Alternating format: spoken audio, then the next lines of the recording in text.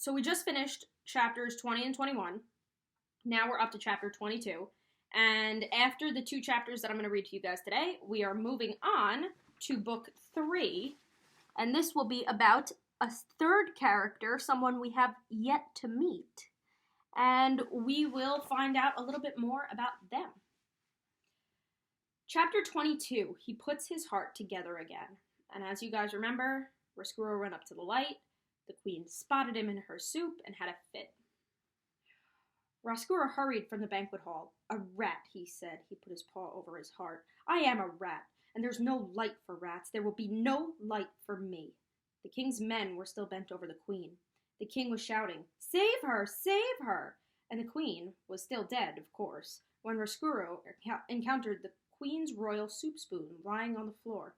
"I will have something beautiful," he said aloud. "I am a rat, but I will have something beautiful. I will have a crown of my own." He picked up the soup spoon and put it on his head. "Yes," said Roscuro, "I will have something beautiful, and I will have revenge. Both things, somehow. There are those hearts, reader, that never mend again once they are broken.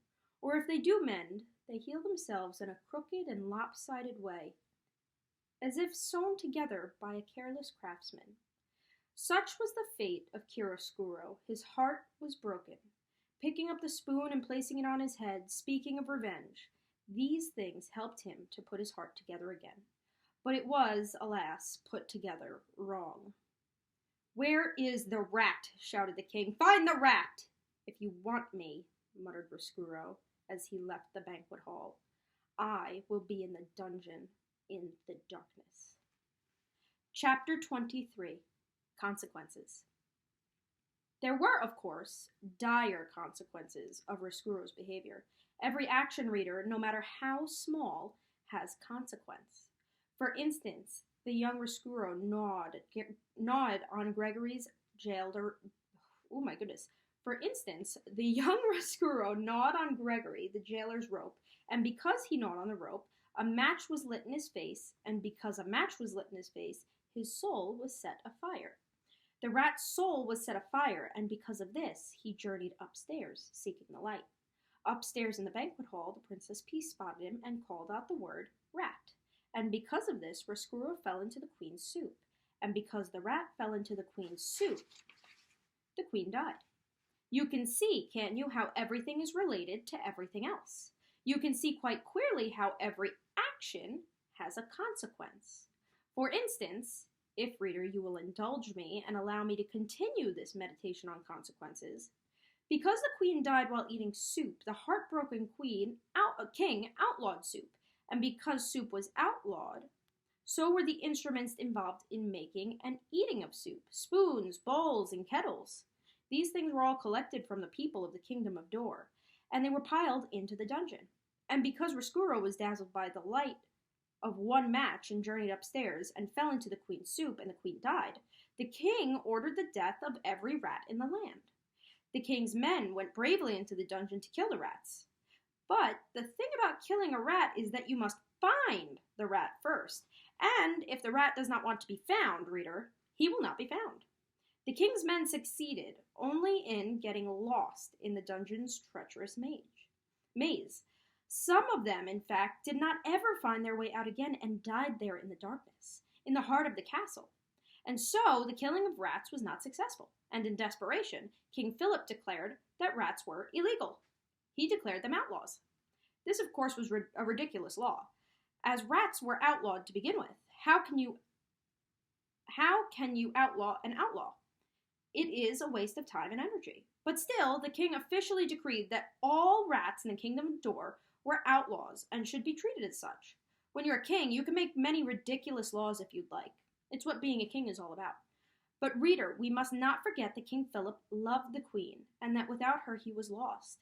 This is the danger of loving. No matter how powerful you are, no matter how many kingdoms you rule, you cannot stop those you love from dying.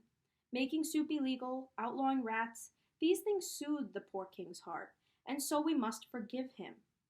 And what of the outlawed rats?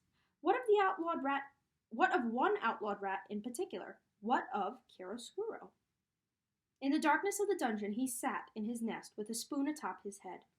He set to working, fashioning for himself a kingly cape made out of the scrap of a red tablecloth. As he worked, one oh my goodness, and as he worked, old one-eared Botticelli Remerso sat next to him, swinging his locket back and forth, saying, "You see what comes of a rat going upstairs? I hope you've learned your lesson. Your job in this world is to make other people suffer." "Yes," muttered Roscuro, "yes, that is exactly what I intend to do. I will make the princess suffer for how she looked at me." And Roscuro worked and planned. The jailer Gregory held tight to his rope and made his own way through the darkness. And in a dank cell, the prisoner, who had once had a red tablecloth and now had nothing, spent his days and nights weeping quietly. High above the dungeon, upstairs in the castle, a small mouse stood alone one evening as his brothers and sisters sniffed for crumbs. He stood with his head cocked to one side, listening to a sweet sound he did not have a name for quite yet. There would be consequences of the mouse's love for music. You, reader, already know some of those consequences. Because of the music, the mouse would find his way to a princess. He would fall in love. And speaking of consequences, the same evening Despero stood inside the castle hearing music for the first time. Outside the castle, in the gloom of dusk, more consequences drew near. A wagon driven by a king's soldier and piled high with spoons and bowls and kettles was making its way to the castle. And beside the soldier sat a young girl with ears that looked nothing so much as pieces of cauliflower sitting on either side of her head. The girl's name was Midgery So, and although she did not yet know it, she would be instrumental in helping the rat work his revenge. End of the second book. So, we are now going to learn about this girl Midgery.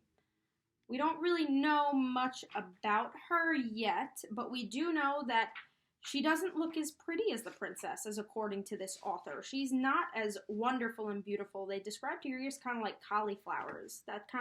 You've seen cauliflowers. They kind of look like this.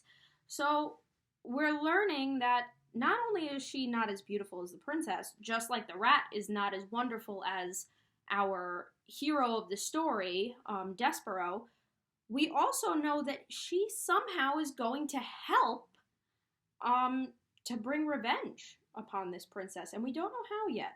We're not sure. But we do know that all of this is happening kind of at the same time. So as Despero is growing up and learning to love music, Roscuro is learning how much hatred he has for everyone and how much he wants to exact revenge. So we're seeing love up top, hatred at the bottom, the princess who is also up top living a wonderful life despite the death of her mother, and this new girl, Midgery, who is going to come in and play some role in working with this rat. So this is a very interesting square that is slowly forming about our book. I'll see you guys soon.